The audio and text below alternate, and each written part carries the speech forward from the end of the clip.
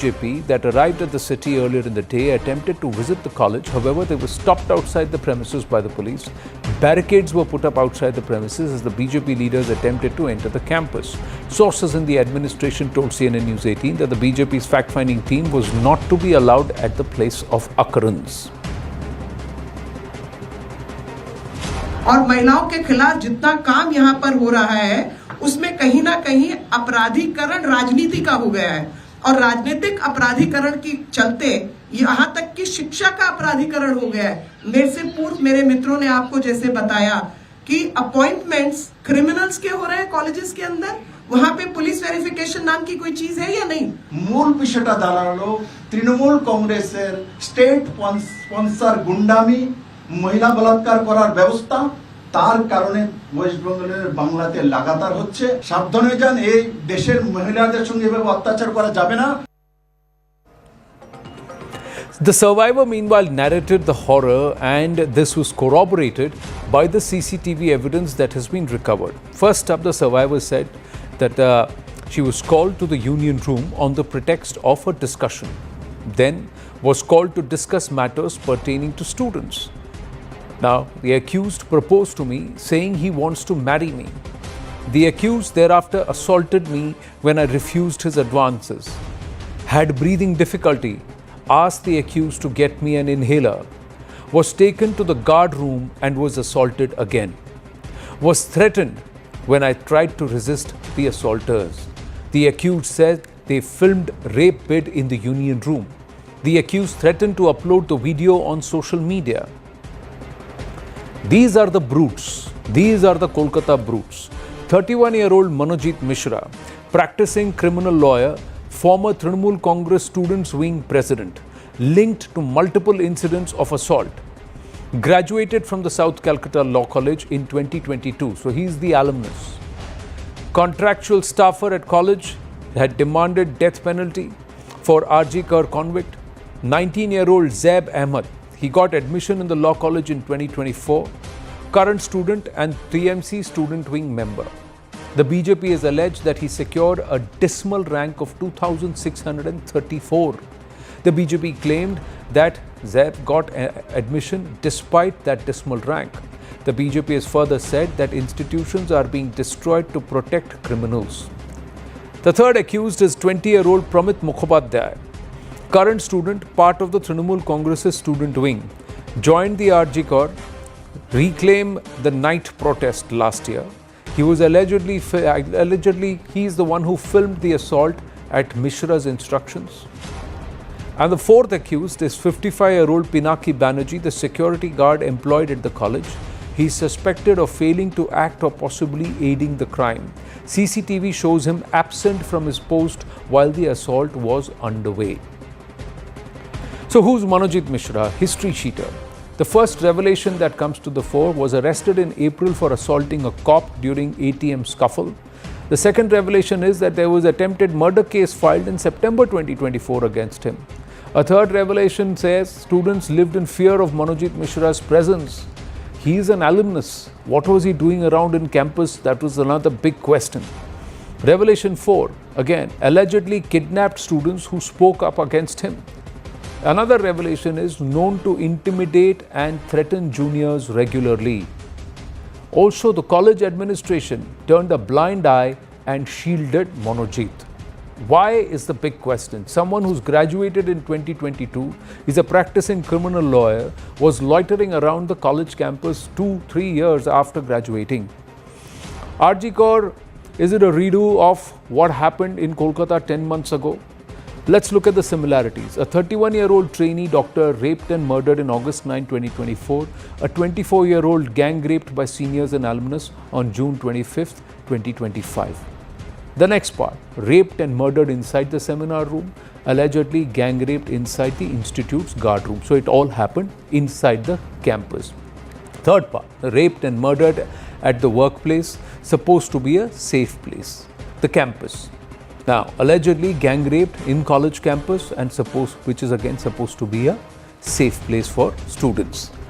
Then, the RG Kar ex-principal Ghosh's aides accused of intimidating, and then you had the junior protesting doctors. The main accused, Manojit Mishra, again accused of intimidating juniors in the college and also sometimes abducting them. That's the case registered against him. Ex-principal Ghosh, rehabilitated by the state soon after the RG Court incident. The college admin allegedly shielded the accused Mishra and currently being given perhaps soft peddling and shielded. So these are questions that now arise. Is there a similarity, and has the city of joy now becomes a city of boy? Syed Zafar Islam, national spokesperson of the BJP with us. Anand Ranganathan, scientist, author, political commentator with us, and also Tausif Khan, practicing advocate and also leans towards the Trinamool Congress.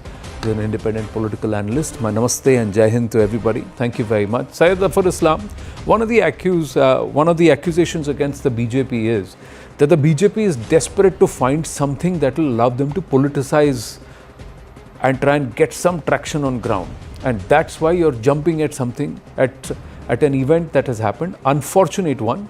But the state law and order machinery says they are on top of it. They've cracked the investigation, arrested the accused. So why make such a political tamasha out of a sad incident? Zafar Islam.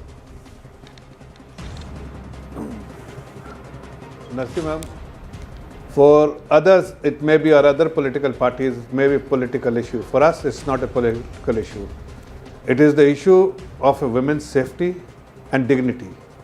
And we have always stood for women's safety and dignity, no matter what the consequences would be. Here, we know exactly how the culprit is being shielded initially, how the support culprit they get from the state administration and the local administration, how the management of the college supported the culprit all along. We also know that there's a women chief minister, but she is absolutely keeping a blind eye on these kind of antisocial elements who are committing crime time and again. We also know that the police, law and order has absolutely collapsed. The police, instead of policing and discharging their responsibility, what they are doing is becoming a karyakarta of TMC, and they are discharging a responsibility of a karyakarta, trying to protect everyone but policing and ensuring that this kind of incident doesn't take place there. So under such situation where the law and order has completely collapsed in the system, and the women chief minister of the state is absolutely clueless and not taking care of everything, and women's looking after the women's safety in a manner she should have looked after it. As a result, we have to be on the street. We will force her to resign, because we want safety and security for every single woman in the state, and that is something which is not happening. And we will, as a political party, fight the battle on the street, because we know that Mamata Banerjee and her goons will not let us to protest the way we want to protest, but still we are a committed soldier for the party and committed soldier for the society. We will continue to fight this battle for the dignity of women of the state, and we will ensure that Mamata Banerjee has to resign, will resign, and a law and order situation will. No, it is a collapse situation that needs to be restored, and women of the state must feel safe and secure, and that is something which is a priority for us, and that is what we are driving. We are not politicizing the issue. We have no political ambition out of this incident. It's an unfortunate incident, and had the state administration been really active on it, we would have still, our conduct and behavior and approach would have been different. But we know for sure that they are keeping a blind eye, rather giving protection or to all the antisocial elements, because these antisocial elements getting support, and they draw confidence and strength from none other than the women chief minister of the state and the state administration. So it is important for a political party like us to ensure that we must raise this issue, fight out this issue, and fight this battle, and ensure that she resigns and law and order restored in the state, so that women of the state feel safe and secure. Tausif Ahmed? Anand, you see, within 12 hours of this such a horrible incident, 3 main accused were arrested by Kolkata police. Within 24 hours, the college guard was also arrested for negligence. In 48 hours, special investigation team was formed with to do a high priority probe, forensic evidence, CCTV footage, all collected by Kolkata police in the safe custody, medical examination conducted promptly to ensure that the perpetrators of this crime do not go free, and survivors' statement under section 188(3) of the BNS is also recorded. Kolkata police, the administration of Mamata Banerjee, is building a watertight case so that the perpetrators of this crime do not go free from the court, they get a conviction. Now contrast this with another allegation of sexual assault against Kartik Maharaj by a woman. There's a FIR pending by a woman of the same ashram. She has alleged that Kartik Maharaj raped her continuously in all so many years on a promise of job. What has BJP done? BJP is garlanding Kartik Maharaj. BJP is inviting him to speak on occasions because he speaks anti-Trinamool tone. BJP has awarded him Padma Shri. So this is the hypocrisy of BJP. I don't need to travel into what happened in Uttar Pradesh and other places in Haryana, what BJP has done where there were allegations of sexual assault against their own MPs, whether those MPs were arrested, whether they were suspended. I'm not going into all that. I'm sticking to Bengal. I'm raising a question of Kartik Maharaj. Secondly, I'm also questioning whether we are serious to address this issue, whether we want to create a deterrence in the society, whether we want to bring harsher and stricter law, a death penalty for a rape like this. Mamata Banerjee passed a law, Aparajita bill in 2024 that is still pending. BJP is not doing anything about it. This is their hypocrisy. There is action from Mamata Banerjee's side. There are Kolkata police acting swiftly. BJP trying to reap some kind of perceived political dividend out of this. Zafar Islam, quick response before bringing Dr. Ranganathan here. Well, as I said earlier, they may reap benefits out of this kind of a horrible incident. We as a political party, we are a disciplined party. We know exactly what is expected from us by the society, and we must deliver it to their expectation. That is what we are doing in this case as well.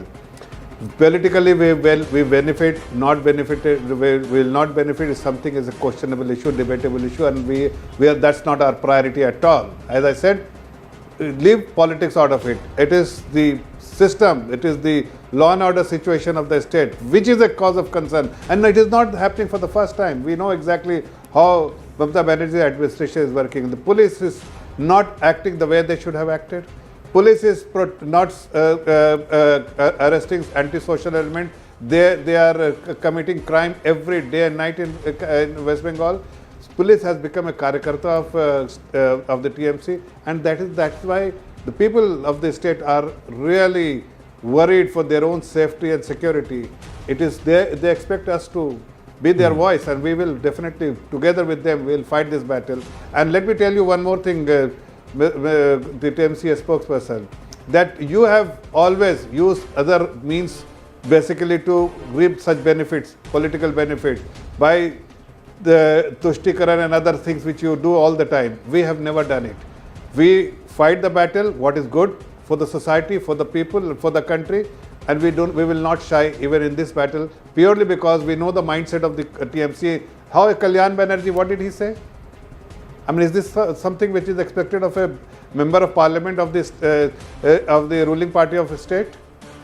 The kind of mindset they have demonstrated is something which is anti-women safety and security, and that is why we have raised voice. We are fighting this battle, and we will not rest till Mamata Banerjee is removed from her position of the state chief minister and somebody is given the responsibility law and order is restored. Kalyan Banerjee has been responded to by Mahua Moitra. There is a internal slugfest within the Trinamool Congress for people who take such positions. That's true. The other thing is that the BJP, how well it has been able to protect its own cadre in Bengal is open out there. post-poll violence and thereafter every time, and where the BJP leaders are and what happens to the cadre who are left to fend for themselves on ground, especially the Mahila cadre, is very evident. But the thing is, local stand-eye viewers for the BJP remains in Bengal because it's the largest opposition party with 77 MLAs in the Bengal Assembly. But is there a Trinamool Congress in Hathras where its MPs started to do a Padyatra and where they're wailing and ranting? Where are those MPs? Were they seen outside RG Kaur? Have they been seen outside South Kolkata Law College? What is the action that is supposed to be taken, Dr. Ranganathan, against an alumnus who's present in campus intimidating, assaulting, abducting people, and cases filed against him over the last 2 years, and still the college administration allows this person there? How did this person have access to that room? How did this person go there? Is that not a fair question to ask? And what action has been taken against the administration? How are they able to, and the cops are saying this is not the first video. There are other women also who have been assaulted. So all that is par for course because now some action has been taken because elections are around the corner and pressure is built up post RG Kaur. And they want to avoid a situation like RG Kaur. Dr. Ranganathan. Good evening, Anand, and good evening to my fellow panelists. Each one of your questions is absolutely valid. What can I say? I am sorely disappointed by my good friend Tausif, who is a TMC supporter, for him not to have not just answered these questions you've asked, but ask these questions himself, because this is what proprietary demands. Not only because of his own moral standing, which I presume is high, but because his own colleagues in the TMC are asking these same questions. I mean, if you look at the statements of many of the member of parliaments of Trinamool Congress, they themselves are saying misogyny in this country cuts across party lines. They are blaming their own. There is an internal slugfest going on of the appalling statements that Trinamool Congress leaders themselves have made. So for Tausif to have made it political and said, look, everything is absolutely hunky-dory in Bengal while the problems are there in Bengal is in BJP ruled states is atrocious. Because I want 3 or 4 factual points to be made out here so that your viewers get the complete picture without any agenda. Number one, the fact of the matter is there are approximately 32 to 33,000 rapes that happen every year in this country. They vary from 28,000 4 years ago to 35,000. Each one of them is as heinous as the next. You cannot categorize rape in terms of which one's more dastardly, which one's less heinous. Each one of them needs to be investigated with the same alacrity, with the same seriousness as the last one. The problem comes when politicians and political parties running their own agenda make the whole exercise political. The problem is not solving the cases in any case. The conviction rate of rape cases in India is a quarter, about 25%. In many states it is less, in many states it is more. For example, in the case of Bengal, there are about, I think, approximately 10% of the rapes that are committed in India are committed in Bengal. UP is a bit higher, obviously, because of population, Madhya Pradesh as well, so on and so forth. The problem is not about state specificity. The problem is the negligence of the state administration. The problem is the collusion of the state administration, and the problem is the apathy of the legislature as well as the executive. Now, if you look at the two most infamous, shall I say, examples in the last 1 year in Bengal, how can you turn your eyes away from it? You yourself have mentioned, and my good friend Tausif is there for him to say Bengal administration took the right step. Is he even aware of the proceedings of the Supreme Court that happened in the RG Kaur incidents? That the FIR was registered 10 hours after the autopsy was done by, instead of the father, not where the principal was shunted to another medical college as if nothing had happened. So many other lacunae took place. That is state apathy in whichever state it happens. Every political party is to be blamed. But for him to say, what about UP? What about other BJP ruled states? Is just atrocious and is peddling an agenda, and I'm afraid in this instance, nobody can do it. Now let me come specifically to this. The questions you've asked are so serious that even TMC, MLAs and MPs are embarrassed about it. This guy obviously was in the books and in cahoots with TMC leaders, that he got such internal access to this important law college that CCTV cameras corroborate how the entire collusion happened, how the security guards were also involved. Something needs to be gone into, and I'm afraid the Bengal administration in the last 4 or 5 years gives us no confidence whatsoever. And it's not just me saying it. These are people in Bengal saying it. There are some TMC MLAs that are themselves saying it. no confidence whatsoever in the administration. No, all three students are members of the Trinamool Congress Students' Wing. What action is being taken, Tosi? If it was action, then there are cases filed against Manojit Mishra in the past for assaulting a cop, for violence, for intimidation, for abduction of people from inside the campus. What is he doing inside the campus? Are they not fair questions to ask? And can you then say that action has been taken? How is it that within 10 months of RG Kaur, another incident happens and it is Trinamool Congress members somewhere involved in it? Student wing is also Trinamool Congress only. Anand, you see, I take an exception. From my college days, I have been very skeptical of politics involvement in student and in colleges. I really am not very a great fan of student unions here, and that's my personal view. Now, I think some of us in the panel and some of our viewers would also agree with you there. So, yeah, go ahead, please. Regardless of that, Trinamool Congress Chhatra Parishad secretary held a press conference 4 or 5 days ago, and he categorically stated that the main accused, Mr. Mishra, who is the alumni now, he is not associated with the student wing of the party from 2020 onwards. Therefore, yes, in the past, as a student of the college, he may have been, part of the student union wing of the party. That's very normal, because Trinamool is in power in Bengal. All the students somehow, they get involved in the students' union. I'm not a great fan of that. Yes, if there were cases pending against him, I believe that there should have been some kind of a screening of who's coming inside the college, who is going out, and then especially someone who's not a student. Tasif, see, I'll tell you, and he was in cahoots with 2 other students of the college. So if there is this kind of intimidation, gundagardi and etc. happening inside campus, are you saying that the principal and the administration had no clue, or did they just turn a blind eye because they were all part of a mega syndicate that you cannot take on, and they were all on board? What is the safety? What is the fault? No, and what if this is not the only, and that's what the investigation is pointing to, that they are not the only ones. Yes, Zafar Islam, I think we should have Meenakshi Lekhi ji of the fact-finding committee also joining us. That security guard is all right, she's through. So Zafar ji, please bear with me. I'm just going across to Meenakshi Lekhi ji. She's on her way after addressing a press conference, and you tried to make your way in. Meenakshi ji, namaste. This is Anand Narsaman here. What is the situation on ground? What have you been able to understand? You were not allowed to even enter the college campus today, ma'am.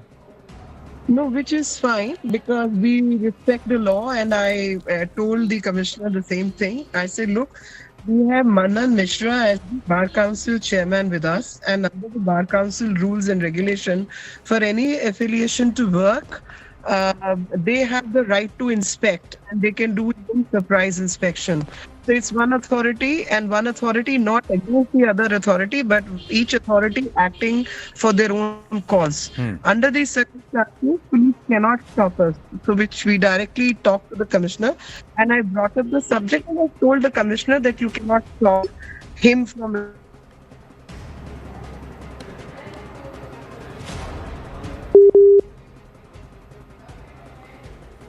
Just some patience, viewers. She's joined us on a video call while in transit. So we'll try. Yeah, yes, she's back with us. Ji, sorry. Ji. So his point was that while you can, and we will not stop provided the college authorities allow you to. So we spoke to the vice principal, who's also the acting principal, and we told her that you need to meet us because we need to understand what's going on and who's the appointing authority, etc., etc. We found out that most of these colleges are running in an illegal fashion because the permanent appointments which should happen are not happening. And there is something which has been devised by the ruling government, which they call SDT, which is basically State Department giving assignments to the teachers and other staff members without going through the proper process. And in this process, you can imagine no state appointment can happen without the police verification. Here is a man who is a TMC worker. TMC worker is a criminal. So criminals are rehabilitated politically, and through politics, they even make a living and they make an earning by their appointments in the police department as volunteers, in colleges as volunteers, and sometime on payroll as staff members. In this case, this man was a known criminal. He had 4 pending cases as per the law, and many other cases in which he was accused and the cases closed down and other things happened. Now imagine, ideally this person should have been a declared history cheater. In common parlance, he is a history cheater without being declared as a history cheater, because history cheater is a process, and that process police should have undertaken, which police has not undertaken till date. So this guy gets appointed as a staff member, and he uses his access as a staff member, as a non-regular staff, to get access to the college, and uses his access to intimidate students and cause rape, and that to a gang rape. And that is where the malice is fermenting. The malice is there is criminalization of politics, and politics to sustain itself is appointing these criminals in educational colleges and other places. Appointing authority in this case is a governing body which is chaired by a TMC MLA, and that MLA is chairing 9 such committees of 9 other colleges. Can you imagine that? And there is no state action on this.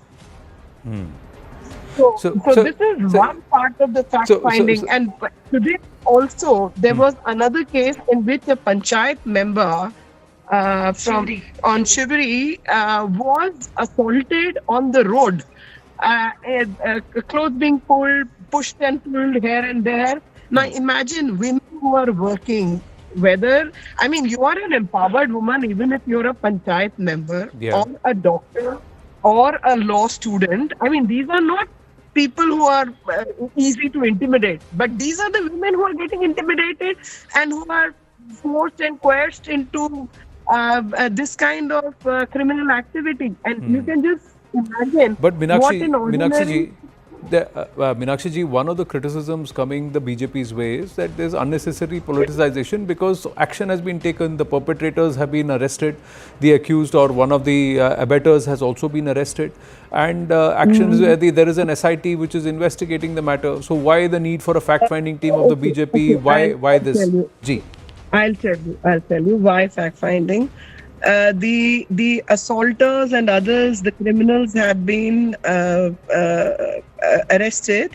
But you know what happened in RG Kar's case? In RG Kar's case, the victim suffered, we all know, but the accused got away with a lesser punishment.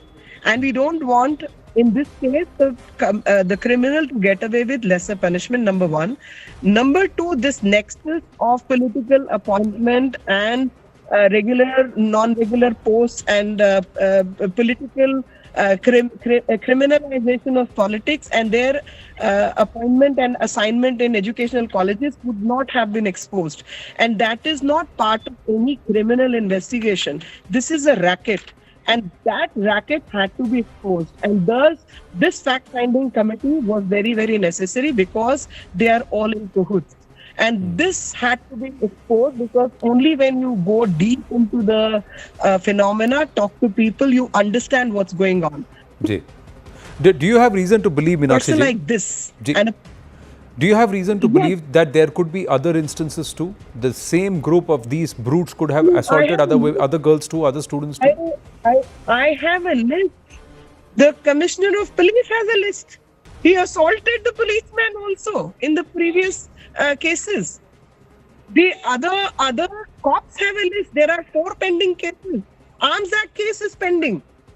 Tell me, in a normal situation, can such a person be appointed by any college, any educational institution? Answer is no. How did this appointment happen? And because of his appointment, he had access to the college. And that's what is going on everywhere. Please understand. And that is why this finding committee was important, because this is not part of any criminal investigation. My question is not just physical assault, but sexual assault. Could this group have been involved in other instances too? I am so sure that there are so many cases where they have made videos and of young girls in compromising situations, and they were intimidating them. So there is, I'm saying a person who on record has drugs to other criminal cases pending against him. How did these people get appointed in an educational institution? Number one. Number two, who is the responsible authority?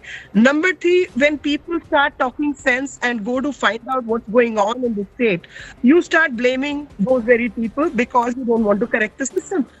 There is a system which is operating. Please understand. Thanas have a volunteer force which decides whether the local goons will give and take to settle a matter or an FIR will get registered. Half the time we are coming across cases where women are suffering, even in rape cases and other cases where FIR not getting registered, and those women are not given treatment in the hospitals. While the law says that these women should be given free treatment irrespective of which the hospital is, they were not getting that. I have a list of my colleagues from the city and from West Bengal who on daily basis are faced with all these complaints. You're heading back to the national capital, I'm given to understand. What's your next course of action?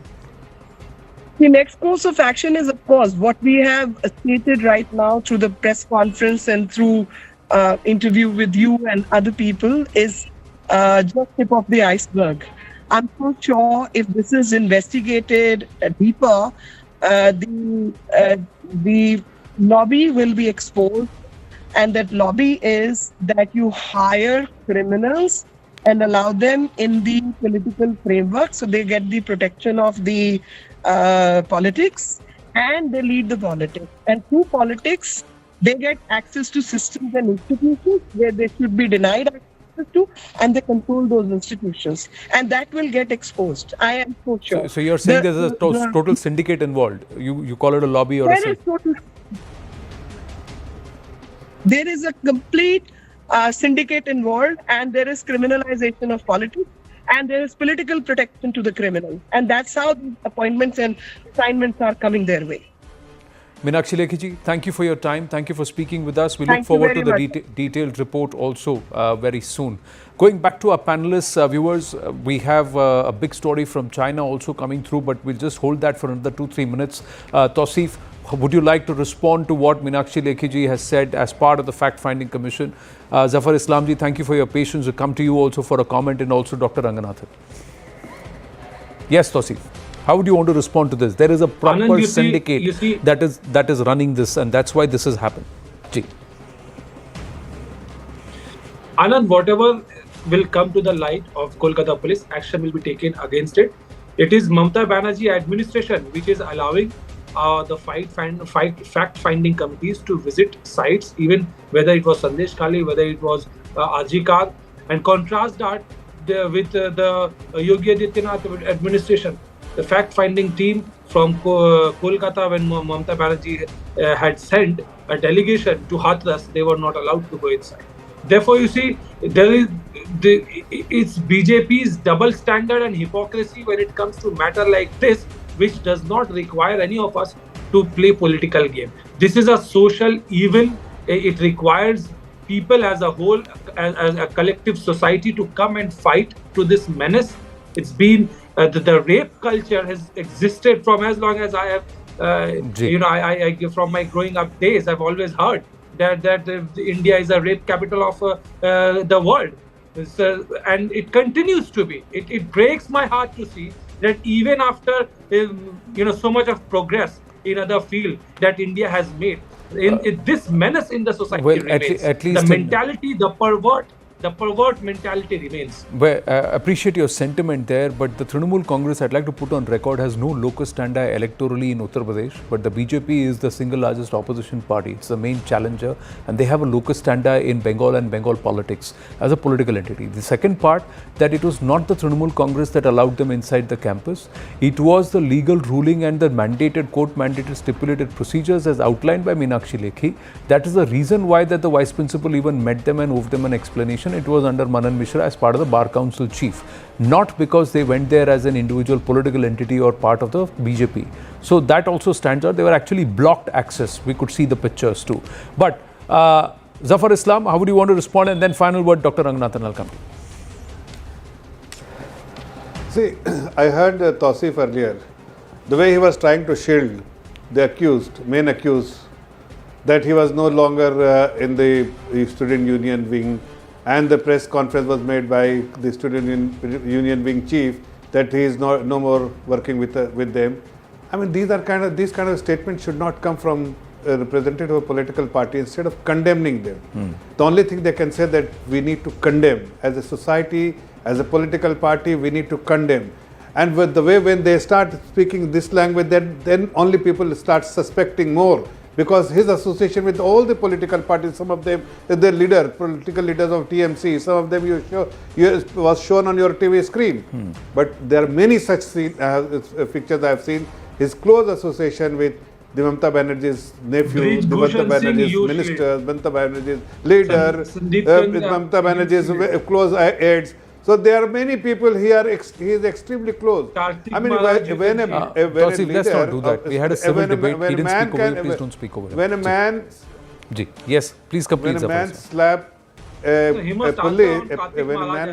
police officer, no, yet he has been appointed. He has been given this kind of access. He has been protected by the state administration. That shows how they are insensitive. Mamata Banerjee is how insensitive about such incidents, horrible incident taking place in her state, because she knows that she will win election because of these goons, and these goons are the one who are actually supporting her in her election campaign and all.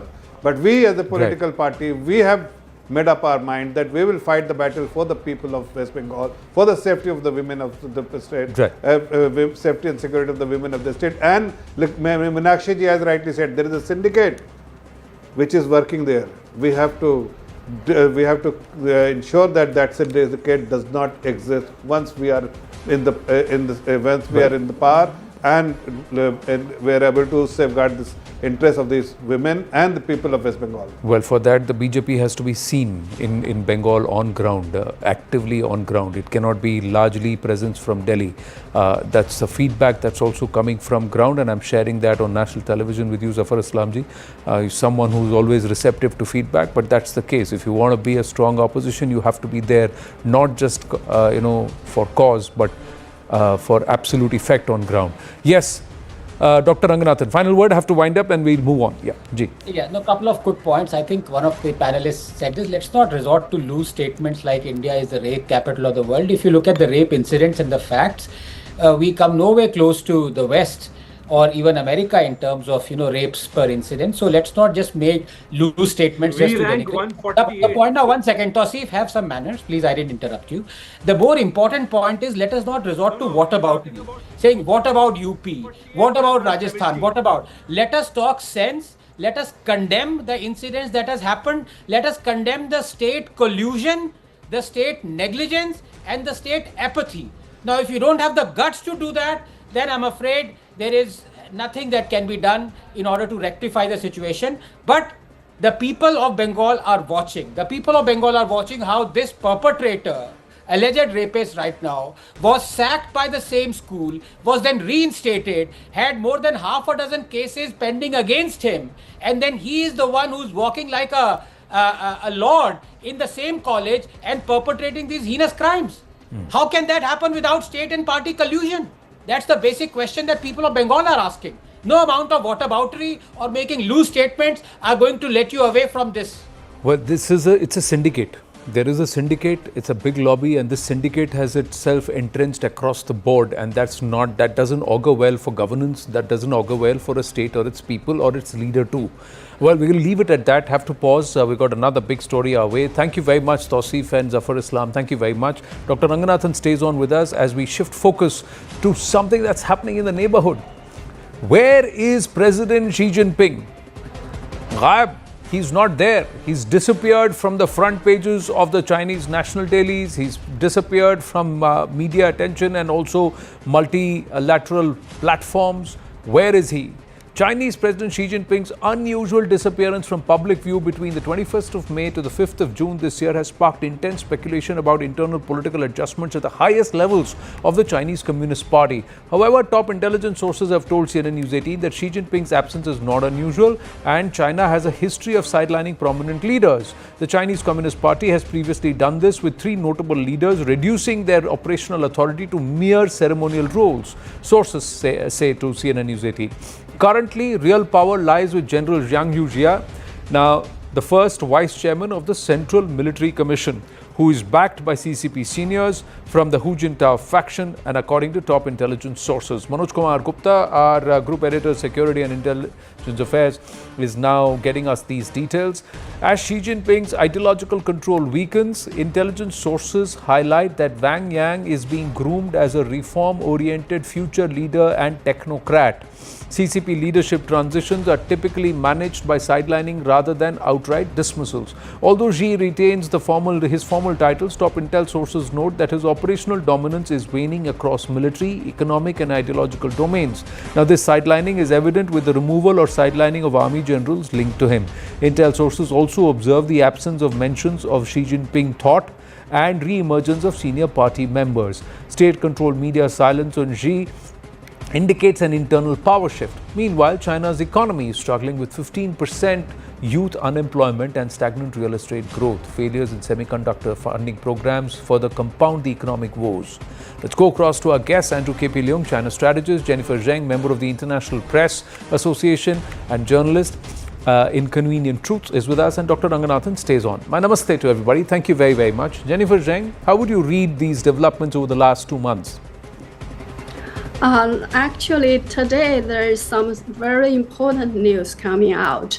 At the latest, the Politburo meeting of the CCP, they announced the establishment of new so-called decision-making and coordination body.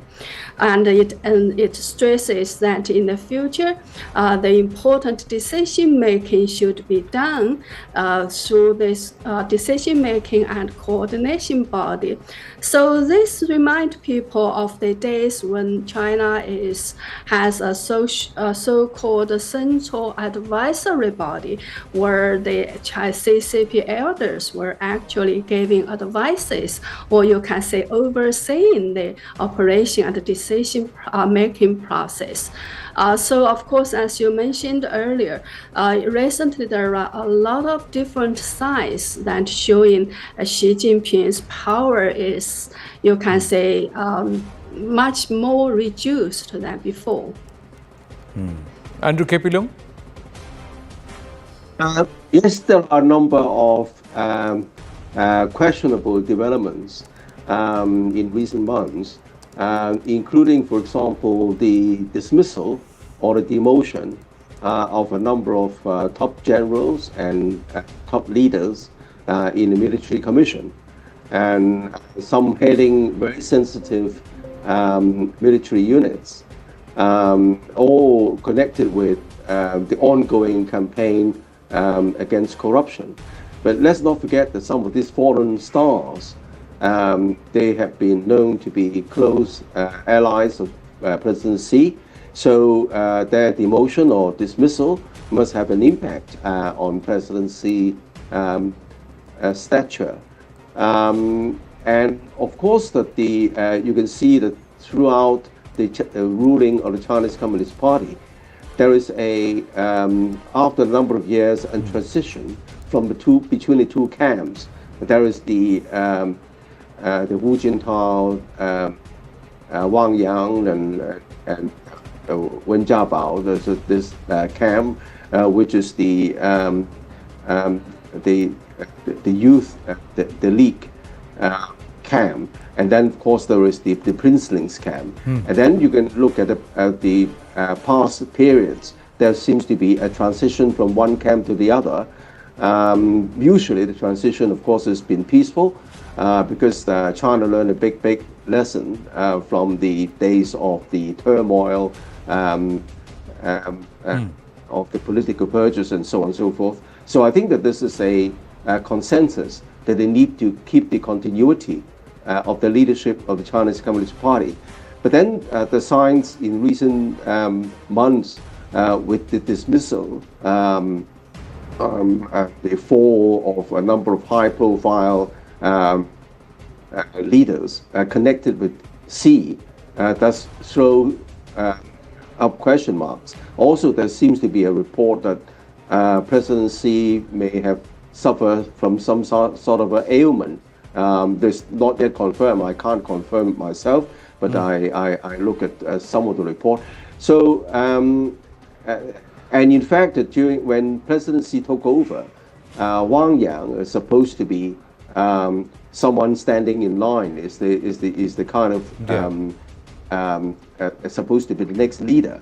That before the presidency, of course, broke the tradition of breaking the term limits. But then the breaking of the term limits is not according to what the West has been portraying. The presidency wants to grab power. It's because that the campaign against the corruption has been much more difficult and much more prolonged than expected, and continuing in recent months, leading to the dismissal of very top and sensitive leaders in charge of missiles, in charge of space forces. So I think that it seems to be some sort of a planning for rejecting the power structure. Now, the previous speaker highlighted the fact that there is a change in the kind of decision making. Again, I've been on TV shows for so many times, and listened to the various interlocutors, and there seems to be a very grave misunderstanding in the West as to how decisions are made in China. It's not as if President Xi makes all the decisions. Of course, he makes the final decision, but there is a huge feed-in channels, expert groups, and sometimes even public hearings. These are usually not captured by the Western media. But the reason suggestion that this decision-making process needs to be further refined. So that's what I can say, because at the moment to try and say that there is democracy in an autocracy is quite paradoxical, Andrew K.P. Leung. But Jennifer Zheng, is that true? And, that's a very good point you raised. I'd like to respond to that. I'll come back to you, Andrew. Just let me go across to Dr. Ranganathan and also Jennifer Zheng. Quick comment. Are you willing to believe that this is already planned and this is going across, or is there something there that is brewing, Jennifer, before I bring in Dr. Ranganathan? Because every time something like this happens, there is some external involvement. You know, their attention is deflected because the Chinese generals will get into conflict with the neighboring nation. So that's also. Sorry, I actually have problem hearing you properly. There are background noises in there, so I can hardly hear. Sorry, what? Can you hear me now? Can you hear me now? Yes, much better. Yes. All right. What's your question? Okay. No, my question is, Andrew K.P. Leung says that people in the West don't understand how China is the CCP operates. And he said that there perhaps is a democracy within that entire autocracy. What I want to ask you is that should the neighbors be wary? Could there be some external activity, some escalation of conflict to deflect attention from this entire internal turbulence? No, I don't think there is any kind of democracy, whether it's within the CCP or outside of the CCP in China. It's all dark boxes but power struggles. So outsiders can only try to observe what's happening on the surface. Of course, sometimes different factions of the CCP will purposely leak some kind of information to create, you can say, to create an environment so that is in favor of them. Like for Xi Jinping's sideline, we can see there were all sorts of rumors spreading online like mad for months. If Xi was in, whether we don't know which rumor is correct, which is not.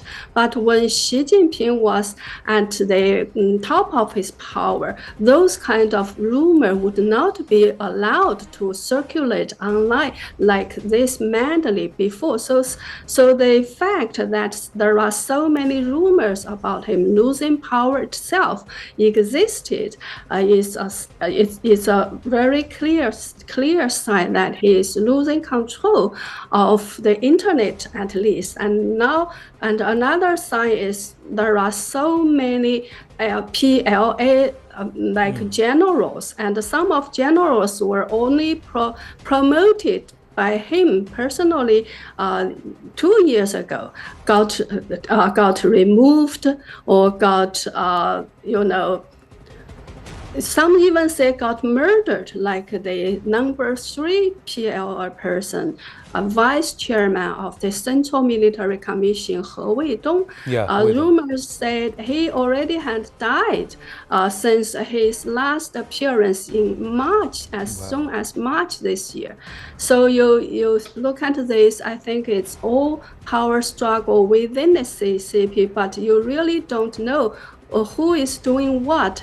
But from the surface, you can say Xi Jinping's, especially the generals promoted by him within the PLA system was removed one by one, because the military power is the most important power in the CCP system. From that, you can see there are very fierce power struggle behind the scenes, and Xi Jinping obviously is losing that battle.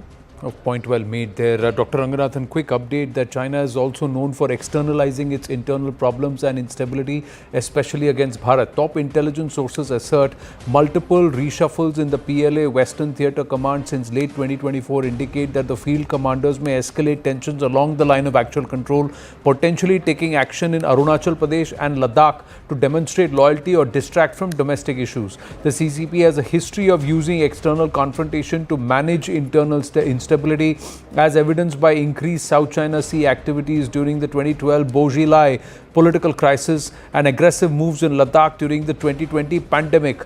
Intelligence sources are further reminding that whenever there is internal turmoil, there is problem along the LAC. Now, similar strategies were employed during the 2014 anti-corruption crackdown that unsettled the army and also local power. Dr. Ranganathan.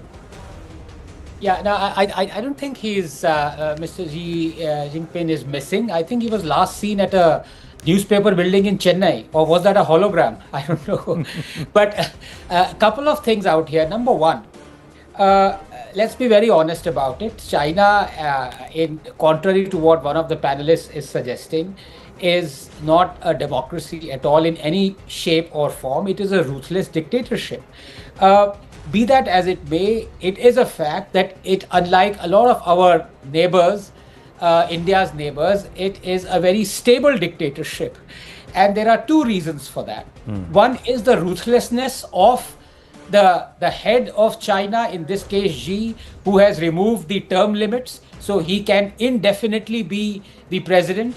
And the second is, correct me if I'm wrong, but I'm not sure if any military officer has ever headed or at the top post in China, unlike in Pakistan. So I think they keep these two things very sacrosanct, if I may even use that word, for a dictatorship. Having said that, the other fact also remains that instability or not, China has escaped the quote-unquote punishment of the world post-COVID. China has not suffered at all. Almost all the supply chains, almost all the trade that it was conducting with the rest of the world has been reinstated, if not to the same level as pre-COVID, but in fact more so, especially with India. So for us to say that China has become unstable economically or in terms of power wrestling that's going on there, my layman's opinion is I don't think that is true, especially because Xi has wielded power like no other head of Chinese state for the last at least 15, 20, 30 years, going back even to Deng Xiaoping. The third fact is, because it is a dictatorship, and because howsoever stable a dictatorship might be, it still remains a dictatorship, the power tussle will remain, because the power is in the hands of chosen few. For example, the removal of the term limits, believe it or not, was through a vote that was 2,358 for and 2 against. This is the power of these people. So I think there is stability in there, and it is as inscrutable as it ever was. Right, but we just need to watch out, especially Arunachal, Ladakh and that region, because there is trouble being fomented right bang across Arunachal Pradesh, with Bangladesh being used, and there are entities from the other side. So is there a sandwich or a push and pull kind of a situation where our forces will be stretched on both ends, even in that northeastern region? We'll have to wait and watch for that, see how it pans out. I have to wind up way over time. Thank you very much. Thank you. Namaste.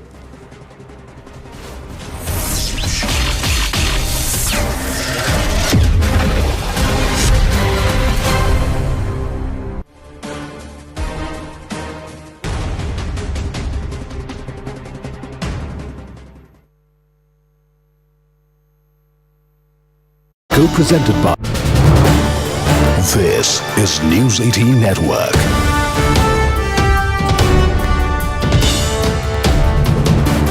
India's largest news network.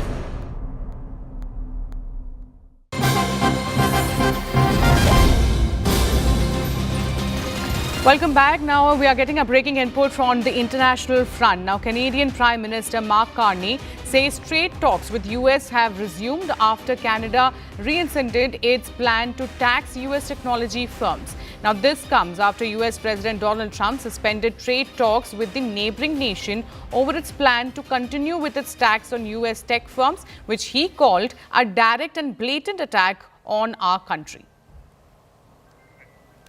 All right, so this is the latest as far as the US and Canada trade talks are concerned. Remember, US, in fact, last time has said that there are not going to be any negotiation with Canada because of the tax that they have put on US technology firms. And now the latest that we are getting to know is that the talks between Canada and US is going to resume. And this has been confirmed by the Canadian Prime Minister Mark Carney, who says that the trade talks with US have resumed after Canada rescinded its plan to tax US technology firms. Now, this is happening after US President Donald Trump has in fact suspended the trade talks with the neighboring nation over its plan to continue with its tax on US tech firm, which he has called it a direct and blatant attack on the country.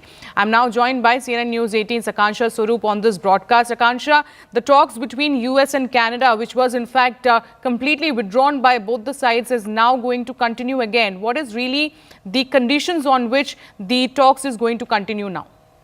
So what we can tell you is that they are going to resume because on Friday, Donald Trump had called off the trade talks. He had said that it was a blatant attack. And remember, this is a digital services tax that you are looking at, which was imposed on all of these US tech firms. And they were supposed to be paying 3% of their business, which was above $20 million per year. And the Canadian Prime Minister and US President now will be resuming trade negotiations because finally Canada has scrapped its digital services tax, which was also to take effect after Sunday. And as we all know, this is in a bid to advance the trade negotiations, which have been stalled after Donald Trump threatened to end these trade talks on Friday. And they are looking to finalize a deal by 21st of July, according to Canada's finance ministry. And it's important to also highlight that the Trumpian tariffs have taken a toll, especially on Canada's economy. We've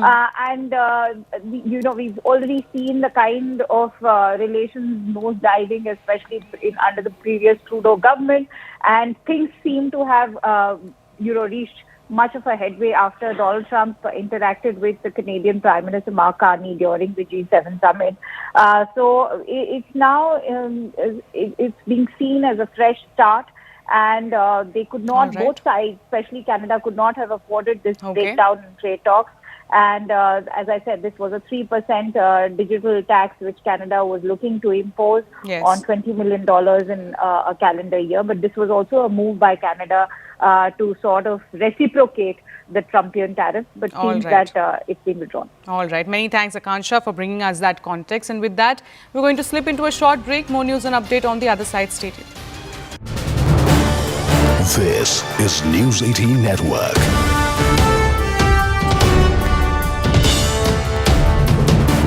India's largest news network.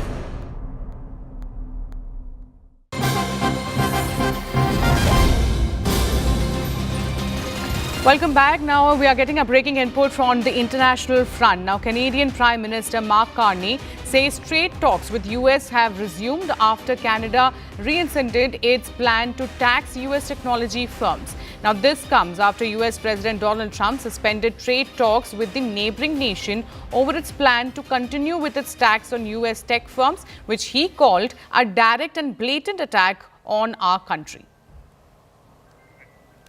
All right, so this is the latest as far as the US and Canada trade talks are concerned. Remember, US, in fact, last time has said that there are not going to be any negotiation with Canada because of the tax that they have put on US technology firms.